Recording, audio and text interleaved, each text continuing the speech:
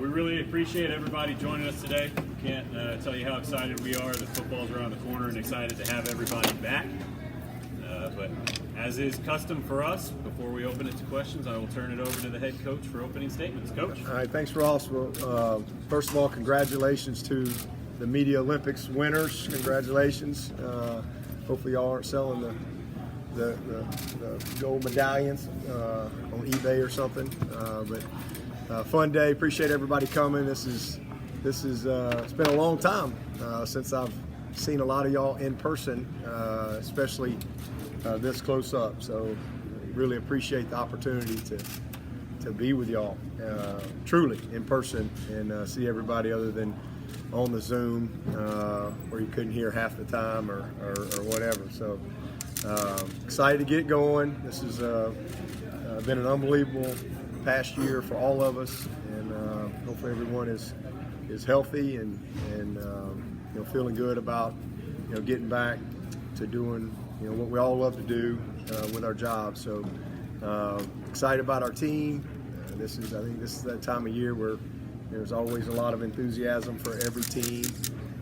Same here, and for me, every team is like one of your children, if you will. They're all got your DNA, but they all have a different personality. There's always a different makeup. It's always fun to see them grow and mature and develop. And this team has really done a good job since January. We've got a good makeup. This is a very experienced team, one of the more experienced teams we've had in a while. We've been a really young team the last 2 years. And, this team has a bunch of starters back, and a lot of lettermen, tons of lettermen. So I'm excited about that aspect of it, but we also have some really dynamic young players, some dynamic new guys just getting here, some really talented second-year players that got some experience last year. But it's been a really good off season. The guys have been about their business. I think there's been a great appreciation for the opportunity to have a normal off season and to be able to train the way they wanted to train. This time last year it was, as we all know, an unbelievable challenge for everyone. Our team, from a health standpoint, is in a really good place, and thankful for that. So we've got a couple more weeks here, or I guess another week and a half or so with the guys, and then we'll be cranking it up. We're in our program meetings right now. Obviously got some media stuff here today and Thursday, and then a little bit of recruiting this weekend. Finish up our program stuff next week as coaches, and then players come in, and we'll get this thing going. So just excited about the team offensively. We got a lot of key guys back. This time last year, are going through the season. 3 of our best receivers didn't really play all year, and we're very optimistic about that group. I think this is probably as talented a tight end group as I've had since I've been the coach here. And even though we don't have the production to go with it yet at running back, I think this group has a chance to be really, really special. From a talent and competitive standpoint, I love the makeup of this group. We're offensive line. Last year our first group played a lot of snaps in a crazy year, and really only had 6 guys that we felt like could really go win for us, and a combination of just inexperience and being young. But we've recruited really well at that position, and I love the development that I've seen, and I'm excited about the depth that we're going to have there. Our quarterback position, obviously DJ got some great experience last year. He's a tremendous young player. He's hungry to go be the guy, to go do it, and I love that hunger that's in his eye. Tyson, the good news on him is we're going to get him back. Initially, it's a tough injury. You don't really know, but he's been phenomenal with his recovery. So, we're going to get him back sooner than later, and certainly back before the season is over. He's going to have an opportunity to be back with us, and it's a big for us. Obviously, we had Bubba and Will. Certainly, we're hopeful that we'd get both of them, but we felt like if one of them made it, we were going to be in a much better spot. So this is a state champion winning quarterback. He's a great athlete, as we know. He's a wrestler. He's a great baseball. He's a professional baseball prospect as well. So this is a winner that's coming in here, and a great athlete. So that really helps us out. And then the development of Hunter, and then Billy Wiles coming in here, also a state champion quarterback from up in Virginia. Really excited about him as a young prospect. Turned down several Division I offers to come in here and take a shot here at Clemson. So I like where we are today, better than where we were the spring game. The last time I think we met, we're in a much better place and very optimistic, and part of that is, again, where Tyson is right now and kind of where we think he's going to be. So, and then defensively, it all starts up front for us. It's been a couple years since I can say that we had this type of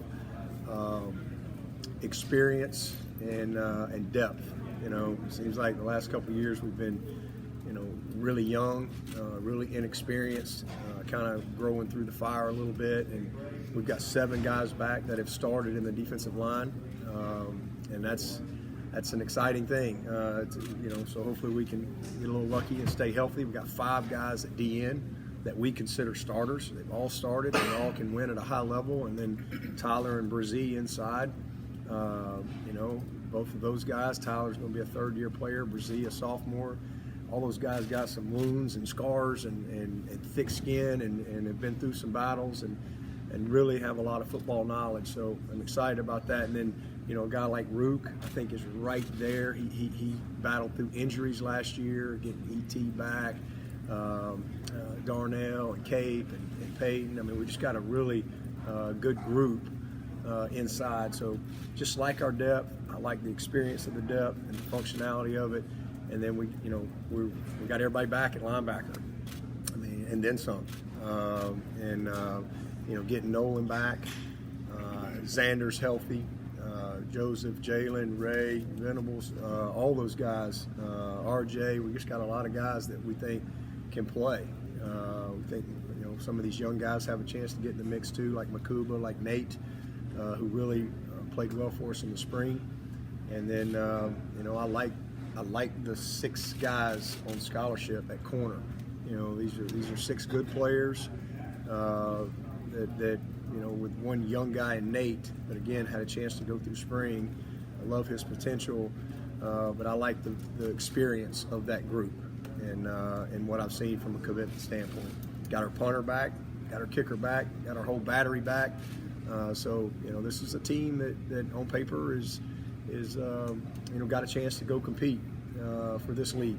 And if you can compete and win this league, then you have a chance for other things. So we got a team meeting this afternoon, and excited about getting with those guys and seeing them finish strong. Academically, they've done a great job. We had the highest spring GPA we've ever had in history around here, and that's a sign of good focus, good leadership of these guys. Again, it's been a great summer as well as far as what the guys need to do accountability-wise. We haven't had any issues, and I'm thankful for that. But the staff has come together well. CJ being the only change on field, and it's just been exciting to see him and watch how he's just like a fish to water, man. Just a natural, and it's probably the most changes we've had. Well, it is the most changes we've had probably since 2000, maybe 11, maybe 10 years or so, as far as just new people, new roles, in our support staff areas and things like that, because of some opportunities for guys at different places and so forth. But it's a good group. We got started yesterday with our all-in meetings and had a great first day, and kind of getting everybody on the same page and ready to attack this season. Any questions? Dabo, you just mentioned C.J. Spiller. Is it kind of almost a full circle kind of feeling for you, and the fact that you've credited him as being kind of the first 5-star that kind of got the program jump started, and now he's out there recruiting 5 stars to keep you guys on the top? Yeah, it's just awesome. I mean, it's, again, I'm old enough now to all these guys could be my kids, and you meet them. I mean, I've known CJ since his junior year in high school, and just watching that whole process. All these guys. I think we've got 22 former players on our staff in various roles, whatever it may be, from coordinators to position coaches to Paul Journey to strength conditioning, whatever it is. We got a lot of guys, and got some more. Got Cavell Connor came back. Cavell's been gone. He was on my first team in '09, my first senior, one of those first senior leaders, and he went on and played about 8 years and had a great pro career. And then he was coaching high school ball up in Delaware, and he's back getting his master's and transitioning to the college game. And he's been gone. I hadn't seen Cavell maybe once in 10 years, twice. He's been off living life and doing his thing, and now to see him this version of him, it's really cool. Taj Boyd is not an official guy for us, but we hope that will be somewhere here soon, that he can be a part of our staff. I mean, how cool is that? Dandy Dozen, and to see him, the 30-year-old version of Taj Boyd, and a lot of life and water under the bridge. It's just super exciting. And then CJ, I mean, he's a man. He's married. He's lived his life. He's going on. He's achieved everything he's wanted to do, and to see him now giving back. Artavis turned down a pro career. I mean, he could still be playing right now, but he wanted to start this next chapter, and he wanted to do it at Clemson, and we had a chance for him to come in and be our grad assistant receiver coach. And so, man, he couldn't wait to do that. And so it's just really cool. Those guys bring great perspective. Cole Stout, is back with us, and he's 6 years of coaching experience, and but all those guys are a part of the DNA and the bricks and mortar of the past 12 years around here, and so it's exciting to see them not just be here, but want to be here, and the pride that they take in our program, and how we do things, and the influence that they have, on these young players. So it's exciting. Isaiah Battle is coming back. USS Battleship is going to come back and graduate. He's going to be in our Tiger Trust program. I think he's 30 now, and he's certainly the 30-year-old version of him is very different than that 17-year-old version that I met, and that's a great conversation to have, and that's what I love. That's my favorite part of my job is seeing transformation, and seeing young people grow into great men and be equipped to, go live a great and productive life. That's the best part of my job, and then just being able to watch that, kind of a front row seat. It never gets old. Coach, we saw what happened with the NC State's baseball program a few weeks ago. Are all your players vaccinated right now, or how are you managing that? No, they're not. I wish I could tell you we were all 100%. We're not. They're not all vaccinated, but we're in a good spot, heading in a good direction, and I think a lot of these kids, as it gets closer to the season, and I don't know that they've really not had any fear of missing out of anything, and I think there's more motivation for all these teams as they kind of get back going in all these sports. And that was a very unfortunate situation. I mean, I got vaccinated back in March, and I'm grateful and thankful for that. I mean, I'm thankful that we have that option. This time last year we didn't have an option. There was no option. You just had to manage the best you could.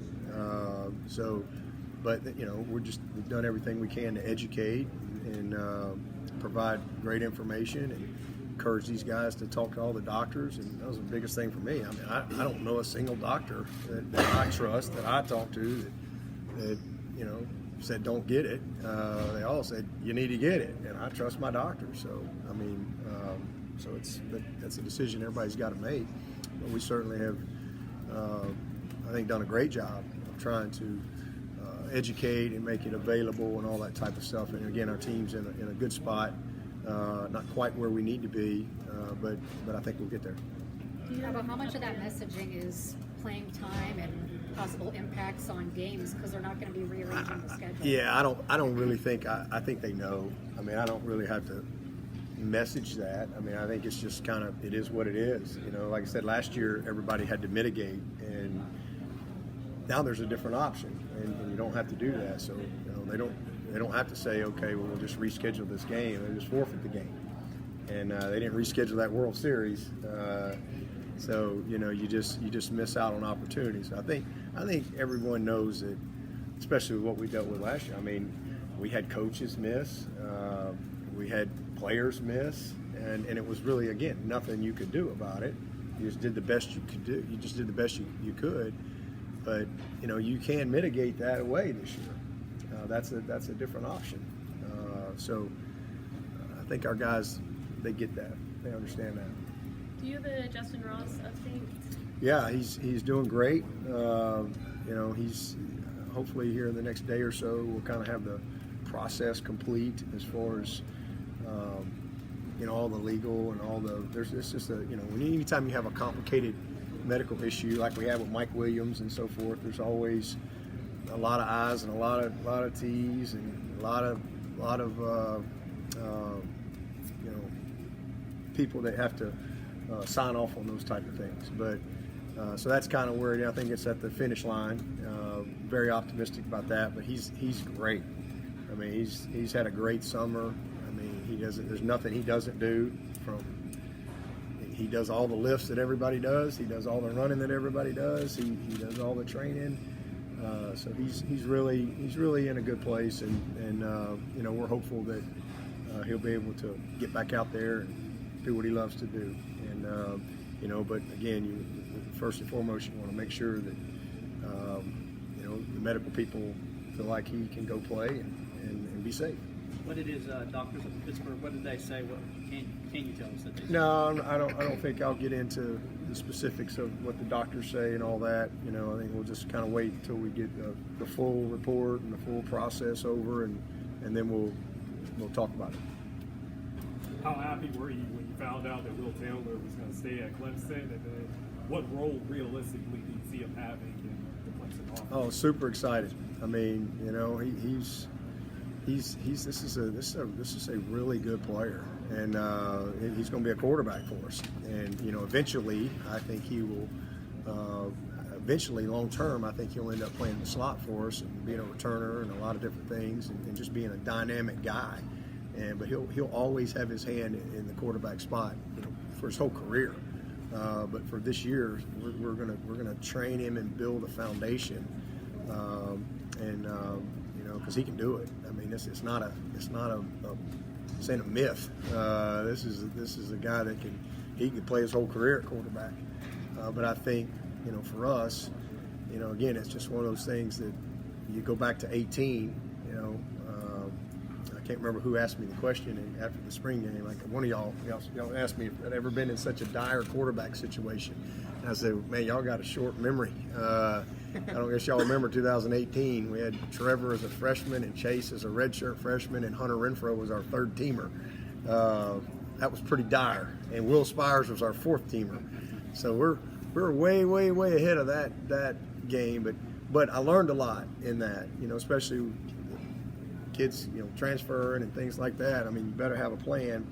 But Will's a guy that 3 years from now, all of a sudden you need a quarterback, he can go play quarterback and have a foundation of it. You know, as Hunter, we were behind the 8 ball a little bit because he was an option quarterback in high school.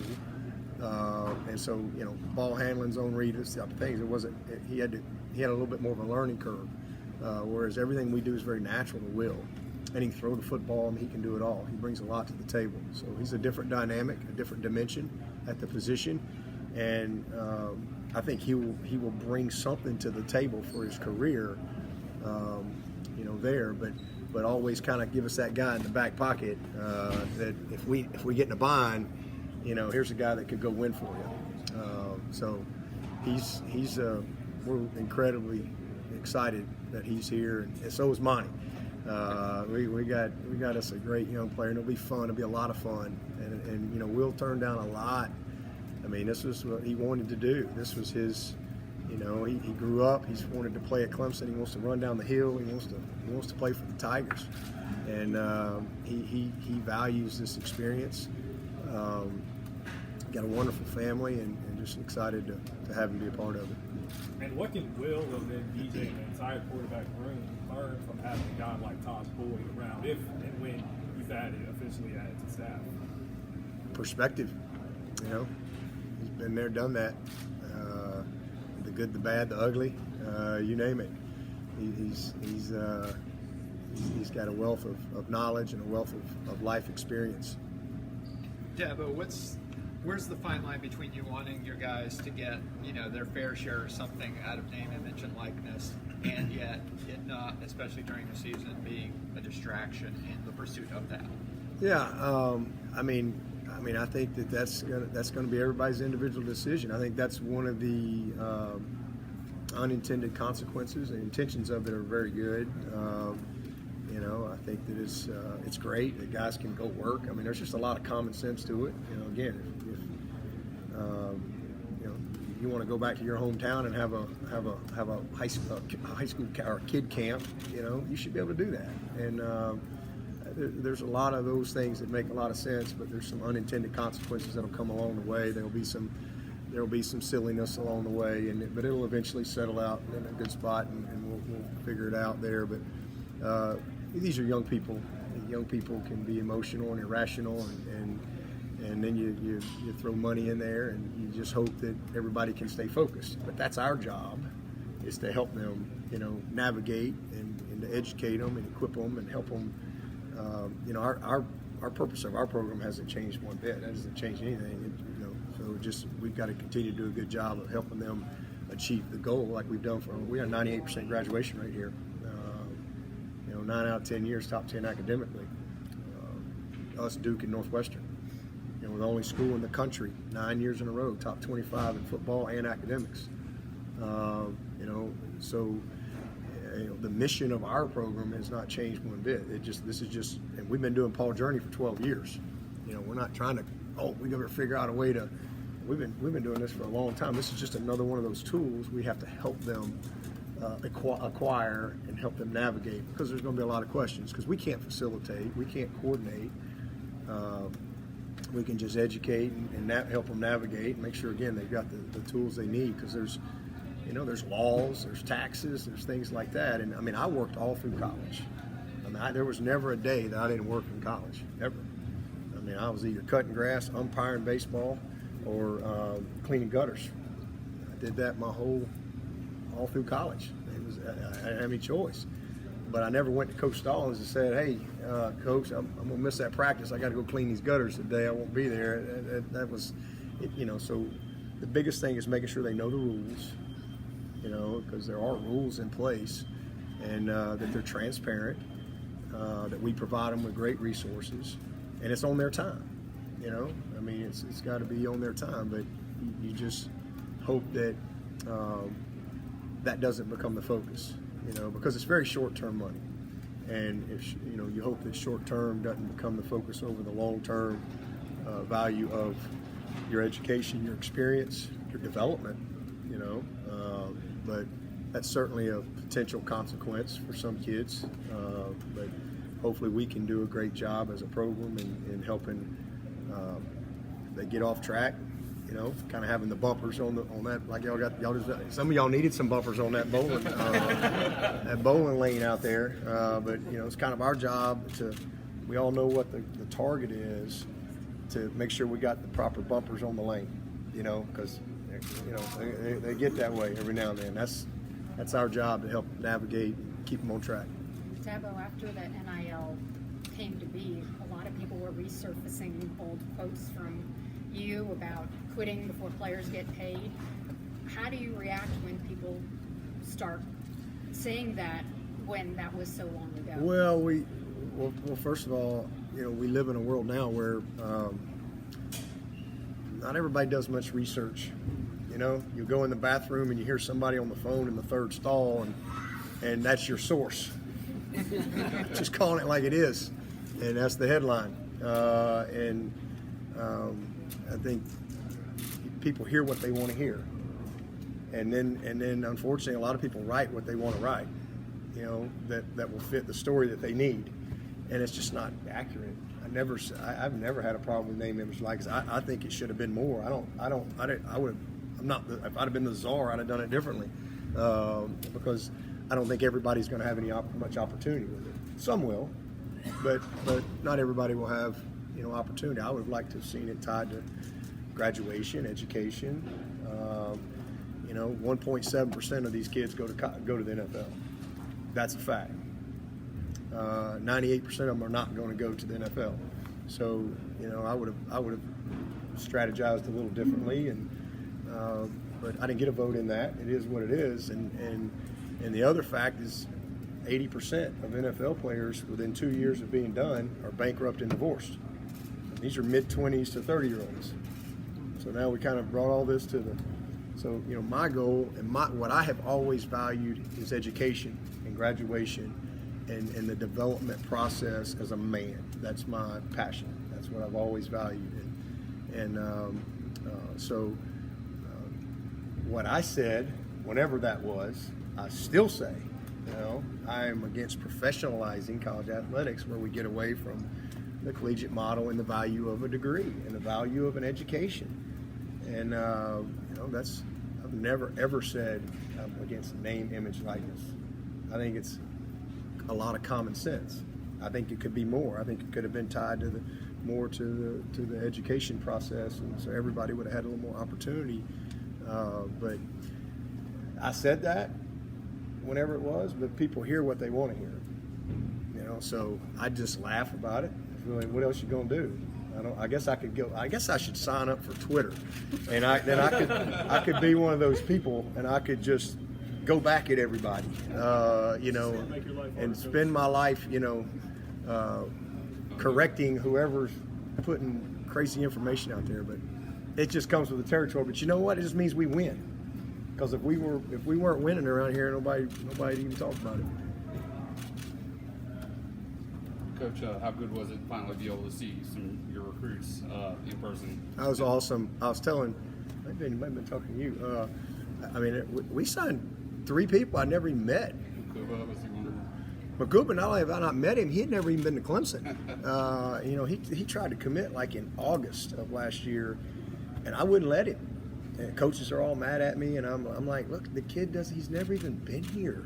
He doesn't. And I kept thinking it was going to open up. Like maybe in October they would open it up, let kids come into games, and then all of a sudden, okay, he's committed, and then now he wants to go visit everywhere, and I was like, let's just see what happens, and then finally, when I guess it was about October when they said, all right, they're not going to. It's closed till January, and kid's supposed to come to school. And I'm like, well, I said, Andrew, you're going to be my first ever guy ever that I've never met, and you've never been here to come be a Tiger. But what an awesome kid! And literally, so the first time I met him was in January when he got here with his family. I'd never met Bubba Chandler ever. He'd been committed since I guess April of 20 maybe, and then somewhere in that range, and I met him when he came in for our camp this summer to work camp. It's the first time I had met him. It's just, I never met Nate till he got here. So just a crazy experience. You felt like you knew him. Thankful for the Zoom and the technology that allowed us to still kind of be connected. But that was a unique experience. But a great group of guys. The mid-years that came in did an awesome job academically. We had the highest spring GPA we've had ever, and those guys did an awesome job. And then the guys that came in this summer, it's been good to see them get off to a good start. Yeah, well, some of the assistants were saying this was the most physical spring that there's been since they've been here. Would you agree with that? How did that kind of come with that? I don't know about that. I mean, I think we just kind of. I mean, I think it was physical from the aspect there was a lot of competition, you know, and a lot of veterans, a lot of lettermen, a lot of guys, you know, again competing for opportunity. But you know, we didn't really structure practice any differently.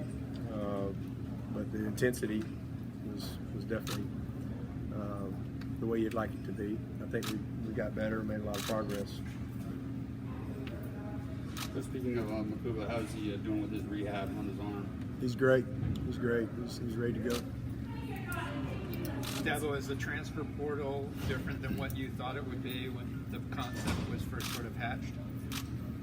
And that's about what I thought it'd be. Crazy. I mean, you know, that's another thing.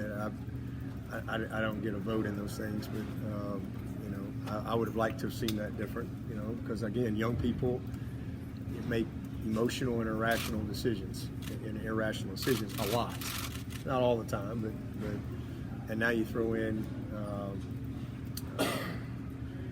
you know, you got name, image, likeness, you got tampering, you've got no reason for pause, no consequences. You know, the grass is greener, and it's really not. It's the grass is, you know, green where you water it, and but you know, I just think that again, there's some unintended consequences there as well. I think there's a lot of schools that aren't going to sign high school kids, and you know, there are a lot of schools that are just going to sign transfers because now the transfers now there are consequences, right? Because now they've already transferred, so which I don't understand that. Like, why is it a one-time transfer? I mean, can you not? I mean, you can only screw up one time, like make a bad decision, or a coach can only pack up and leave, or only one coach can be mean to you, or whatever. I mean, why does it matter? If you're going to open it up. But no, I think it's crazy. I mean, there's so many kids in the portal and not enough spots for them. So again, I think the intention is good. And I agree with allowing everybody to be able to transfer. I just personally would have tied it to education again. I would have tied it to, okay, you can transfer anywhere you want, anytime you want, but you sit a year. But guess what? When you get to your senior year or your graduation, you get that year back. So you don't lose anything, but it just creates a little bit of reason for pause, because I think we may not all agree on a lot of things, and y'all probably don't believe in half the things I say, but surely we can all agree on we probably thought differently at 22 than we did at 18, you know, and you process things differently, you know, as you mature a little bit, and things aren't usually as sometimes as we perceive them as young people. You know, I've got 3 sons, and I know this: the insurance for a 23-year-old is a lot different than it is for a 16-year-old. There's a reason for that. It's called judgment. You know, it's not, the judgment is different as you get a little older, a little more mature. But it's about what I thought it'd be. It's just crazy, and I think the intent is good. Again, a lot of unintended consequences will come about. I mean, again, if I wasn't at Clemson, I wouldn't sign a high school kid. Like if I'm Jeff Scott at South Florida, why ain't you gonna sign a high school kid? Because if they're good, somebody's just gonna take them right off your roster. You know, but if you go sign a bunch of transfers that fit what you want, they're there. You know, because now there are some consequences. So it's just, you know, and I don't think that's good. You know, I think there'll be some dynamics that'll come about that you know, but that'll create some consequences not everybody foresaw. But you know, I'm not against anybody being able to transfer. I think that's great. I just think with no reason for pause, with NIL, with agents, with tampering, with you name it, no consequences. It kind of leads to no conscience, if you will. Dabo, what was it like to hear that Justin Foster would be back, and what are you going to need to see from him leading up to the start of the season to know he's going to be good? Oh, I've already seen it.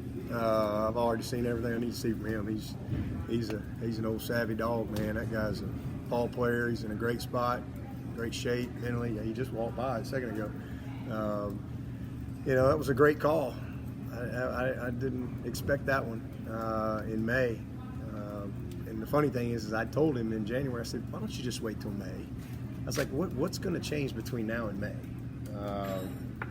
Today. And, you know, but he he was just ready to move on and just didn't kind. And then all of a sudden, time May rolled around here and he'd gotten out in that real world a little bit, and then he's feeling great. And he's like, you know what? I think I want to play. He said, can I still come back? I said, yes, sir. Come on back. We'll take you. So that was a great call, and I'm excited for him to be able to finish the way he wants to finish. And he's just such a leader. He's one of the most respected guys on this team. He's one of the strongest guys. This guy is strong, and he just brings a ton of experience, to the position to go along. I mean, you got 5 starters back at DN. So it's a lot like that 2014 team when we were rotating Shaq and Vic and Corey and Tavares and Dodd. We had all them guys, and Dan Brooks. He's sitting in there, and he's got the only guy that had really separated was Grady. And so then it was like, okay, well, who's going to run out there first? Is it DJ Reader? Is it Carlos Watkins? Is it Deshaun Williams? All them guys are still in the NFL. Is it Josh Watson? Who is it? And man, Dan, I never even knew a lot of times who was running out there until they ran out there. Because Dan I think he'd stand up and watch how they walked through Tiger Walk before he'd make a decision all the way through pregame warm-ups on who was going to run out there first. So Justin brings that's just like I said, it's like having Skowski back and Nolan back. I mean, it's incredible to have that type of experience and leadership and commitment on that side of the ball. Yeah, but was there any thought of allowing official visits in the summer with people not being able to be on campuses as much? And then by not doing that, how much do you feel like that's going to help come the fall when y'all are able to still host all those visitors? No, there was no thought to that. We just, again, there's nothing wrong with that. That's just our philosophy here, or my philosophy, and what I believe in. I think we've done all right. We've done okay, and so we just believe in what we believe, and we have our process. Like everybody has a process, the way they do things, and to each his own on how you want to do it. But for me. Kids that are really interested, they'll come see you, and if they're not coming, they can't come on their own. They're probably not going to come for 4 years, and for us, it's just been something. I mean, it's not just this year. It's been 4 years or however long it's been that you could do the official visits. And I've just always believed in doing that in the fall, and so. That's just what I believe. It doesn't mean I'm right. It's just what we believe here. It's what we do, and we've done okay with our process. Dabo, do you ever worry about maybe the kid that wants to come on an official visit, but they simply just don't have the funds, don't have the economic ways to get here on their own? Yeah, well, they can be patient. We'll bring them in. When we get to that time. I mean, we've done that. We've had guys like that. We do official visits, but we just have a time that we do that. Again, some people do spring practice in February. Some people do it in April and May. It's to each your own on how you want to go about your business and run the program. But that's just what we do. You guys were able to nail down a new deal for Brent. How important is that to get done before the season? Yeah, I mean that was done back in April or not April, February. But there's always a process with the board and all that stuff, but it's good to be able to finalize that. And he's pretty much been on a 5-year deal every year.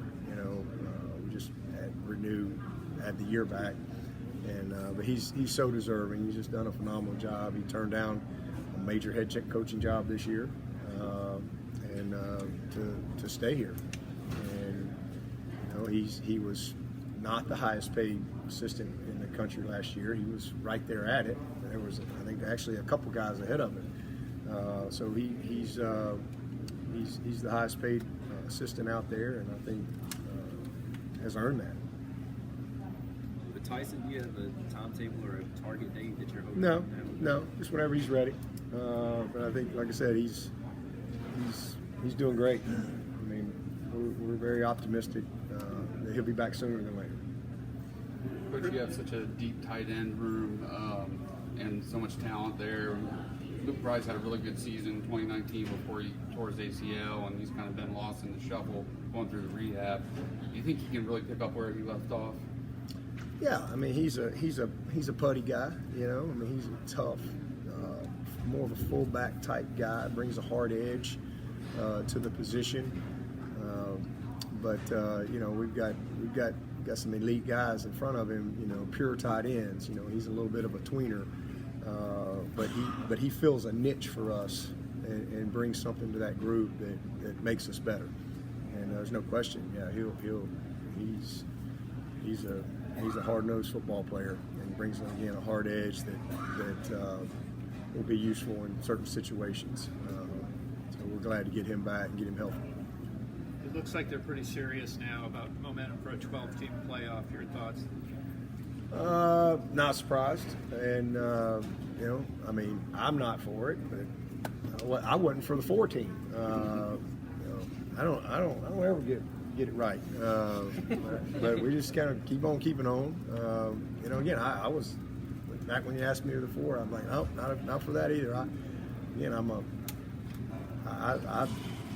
I love the college game, you know, and I loved it when it was a big deal to be top 25, top 15, top 10, and, you know, go win the bowl game.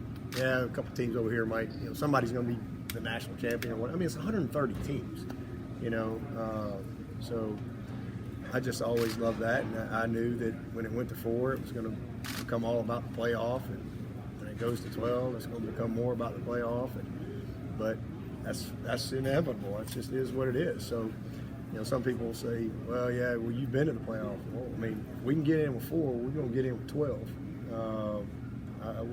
Our odds aren't going to go down. So it's not about that. Our team isn't for it. You know, I met with my team. Our team wasn't for it. They don't want to play more games. And to be honest with you, I don't think there's 12 teams good enough. So you got to play more games just to play more games. And I think the more you expand it, the less important the season becomes. And again, the more you become the NFL, as far as, all right, oh, you're in the playoffs, well, you know, why play Trevor in this game? You're already in.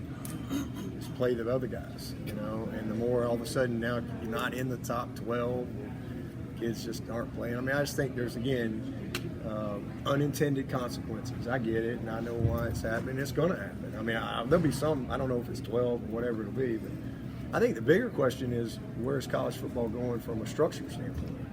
You know, I think that's, if it's a 40-team league, you know, I can see, you know, 12-team, that might be kind of fun. But, you know, with 130 teams for one trophy, you know, it's not like basketball where you can get 2 or 3 guys and this team over here can get hot and make a run in a tournament. This is a different deal. You know, this is a game built in the trenches. There's not enough big, strong men in that offensive line and defensive line, you know, to go all over the country to have many teams that have a shot at winning the national championship. So, and to me, it was never really about that, you know, in college football. It was about the experience. It was about your team. It was about having the best season you could have. And I always, you know, appreciated that. But that's just not where it is now. It's going in a different direction, and, you know, just tell me the rules, and we're gonna go and we're gonna have fun with it. So I think it'll be a different experience, and it'll be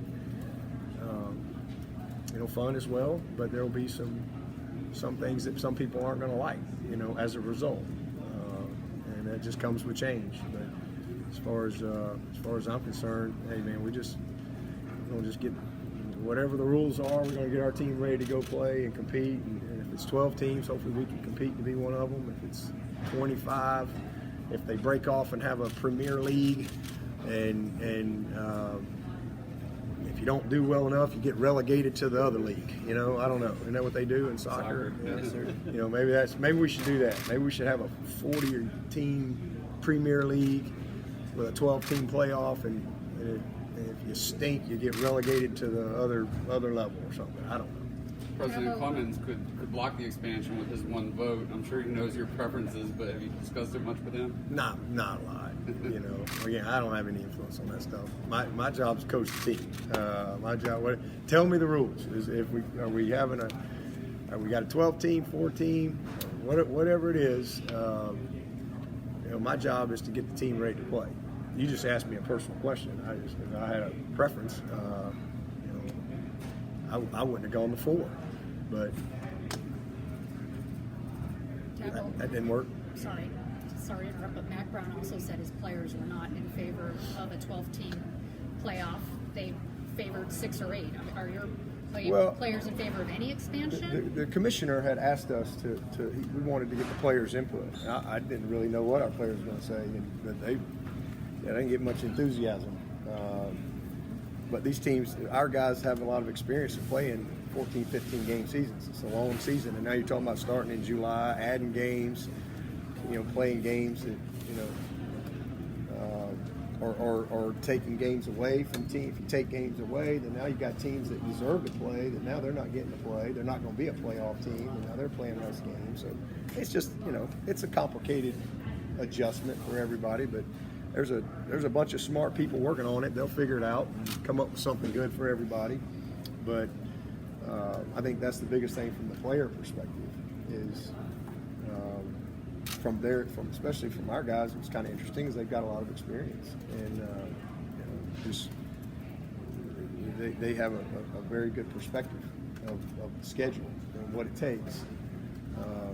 So that was just their initial thoughts. And again, it could change. I mean, people change, people evolve as things, because there's not a lot of clarity.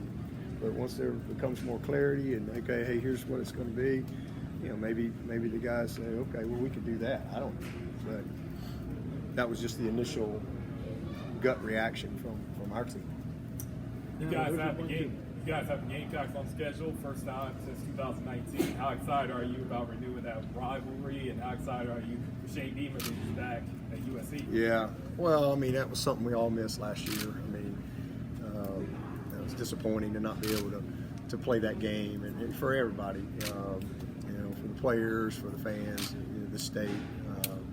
That's a long-standing game, and means a lot to everybody involved. So glad that you know, we can hopefully again stay the course and get back to, you know, playing a full schedule. And I'm happy for Shane. You know, I got a ton of respect for Shane. I've known Shane a long time. Just because he's in South Carolina, that doesn't mean all of a sudden I don't like him. You know, I compete against a lot of friends, a lot of places, but he's a great person. He's a heck of a coach, and you know, he'll do a great job. But excited for him and his opportunity, and you know, look forward to competing against him. You know, certainly. Again, just because he's at your rival, I mean, a man's got to have a job, right? I mean, there's a lot of people don't like me because I wear a Paul. I mean, I got to go to work. I got to have a job, and we should all want to do a good job, you know, with wherever we work. So it doesn't make me not like Shane Beamer. I think he, like I said, I love his family. I have great respect for his mom and dad, and you know, his wife, and just it's a great opportunity for him. Yeah, but you've got a lot of improvement projects coming up here at Poe, across the street. You look at it as a necessity, or is it more of like if you're not staying ahead of the crowd, you're losing ground? No, just, I mean, we've been here 4 years, and we've got, you know, we're blessed because we have space. You know, a lot of places don't have space, but when we built this, we had a long-term vision, and you know, I don't think you ever arrive. I think that can ever. We're always building. We're always under construction. That's kind of the mindset that I think you have to have if you're going to be great, and if you're going to sustain, you know, being great. But you know, just like anybody, you live somewhere for a while. You're like, yeah, you know, you need to redo this bathroom, or you know, the toilet don't work anymore. You know, whatever. Well, I need to put a fence up. You know, there's a lot of things you want to do when you first get there, but maybe you're like, well, man, maybe we ought to paint that garage floor now. I mean, so we're just settling in, and as you live somewhere, you kind of figure some things out, but we're just making it better. We're always learning. We're always growing. I mean, when we put the little barbershop in there, well, what did we learn? I mean, we didn't have no room for the barbershop. I mean, we just, so we had to make it better. And the nap room was too big, so we made it a little smaller. We moved Milt's office, moved him upstairs, and it's a better fit up there. And man, the wellness and the prehab and dynamic movements and physical therapy and the applied science, all that stuff is how it has grown, being able to have the right space. I mean, it's like a men's spa back there with Bina every day, and we're out of space. And so we're fortunate again to be able to have a space we can build in, extend the castle. There's some things we've been needing to do. We haven't done anything in the indoor since 2012. We need to create some storage area. We need to redo the turf. There's several things in that project that we need to get done. We're going to build a space for name, image, likeness. The Clemson Athlete Branding Institute. I'm going to call it the CAB. Because what does a cab do? It gives you a lift to your destination, right?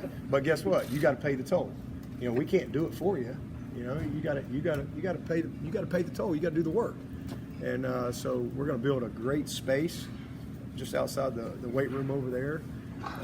Really excited about that because it'll be a living, breathing space. It's stuff we've been doing forever. Just like Paul Journey when we built the Paul Journey space. We've been doing it forever, but when we came here, I was like, I want a space. And so things change, things evolve, and so you have to adapt as you go along the way. And so this is just helping us continue to, live that out right there. This is the standard.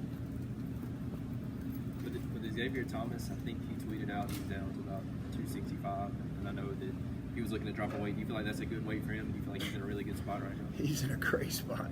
He was like 290 this time last year and couldn't run, couldn't practice.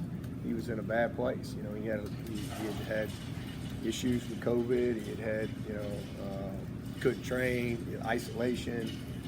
Then he had strep throat. I mean, it was just a really tough thing for him. And so he was so far behind, and just physically. And then when you're not where you want to be physically, it affects you mentally, and it's a challenge. But he's in a great place.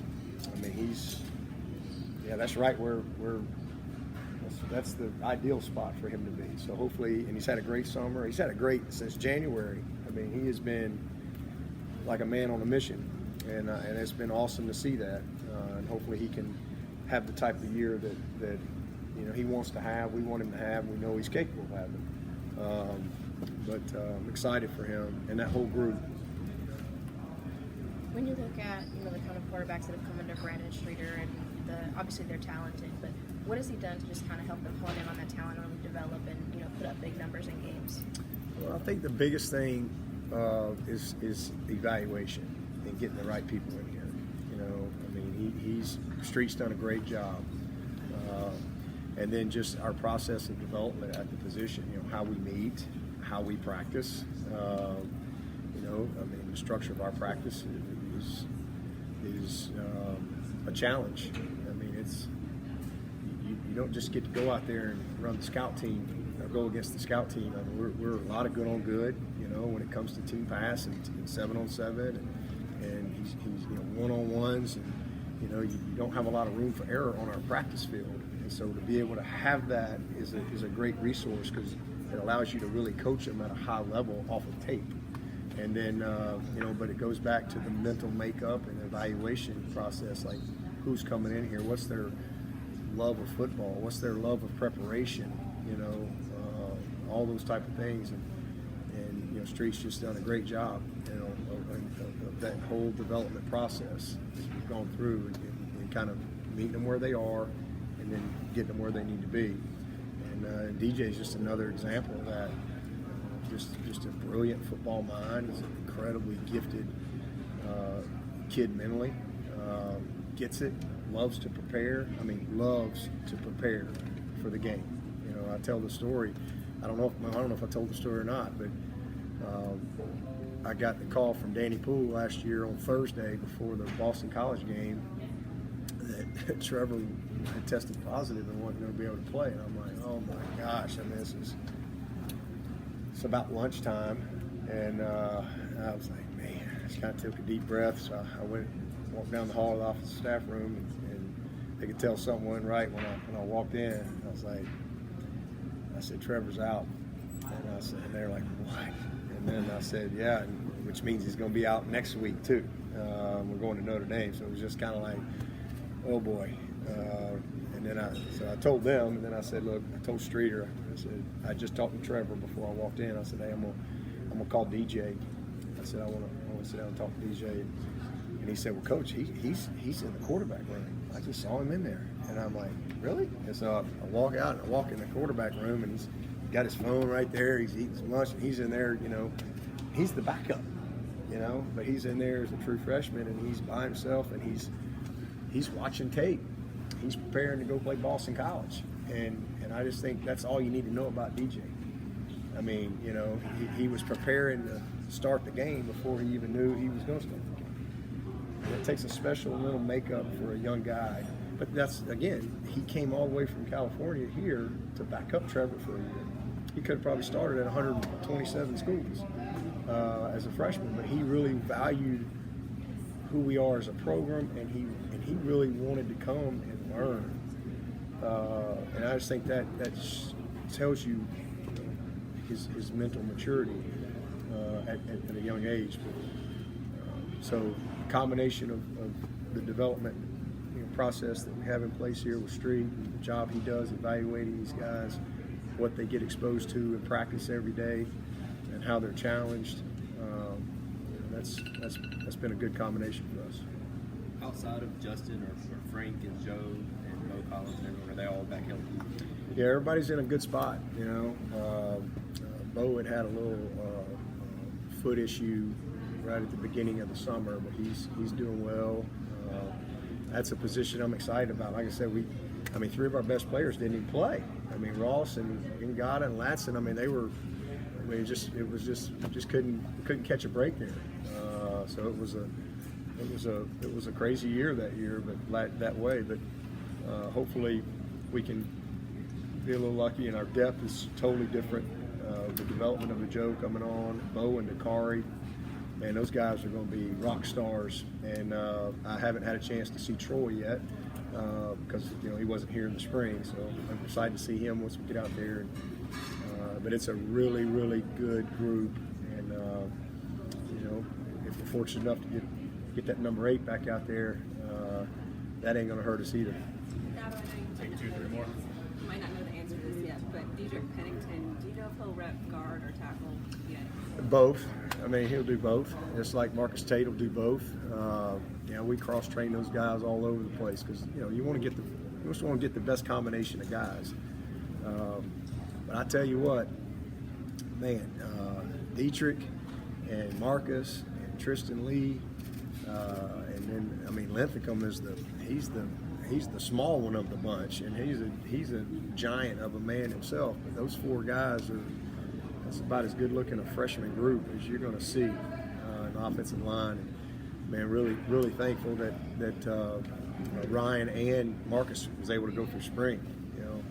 So excited to see Dietrich when we get out there, but those guys will cross-train, because again, we got to figure out who's the best 5, who's the next 5, and if it means moving a guy to get the best, there's all kind of things you got to look at, but he's capable of playing either one. Not everybody's capable of that, Not going to put Bockhorse out there and tackle.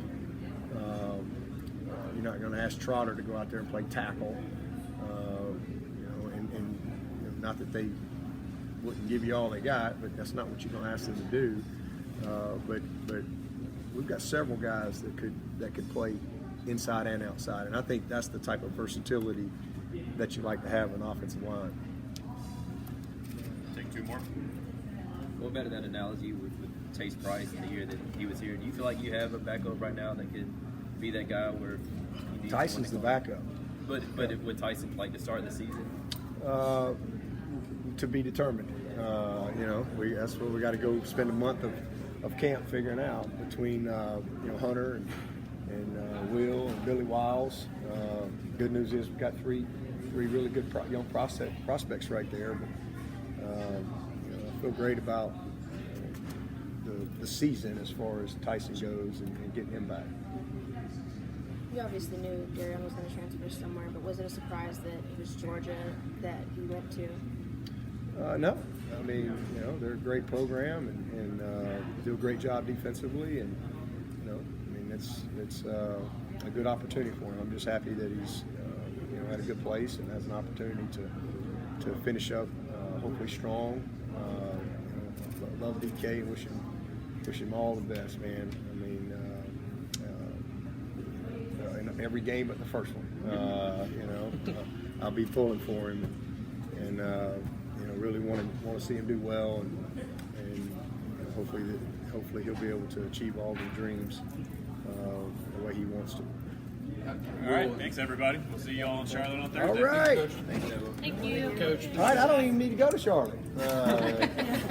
Maybe we don't do it. Ditto. That's every year. Just got 8 hours back. Ditto.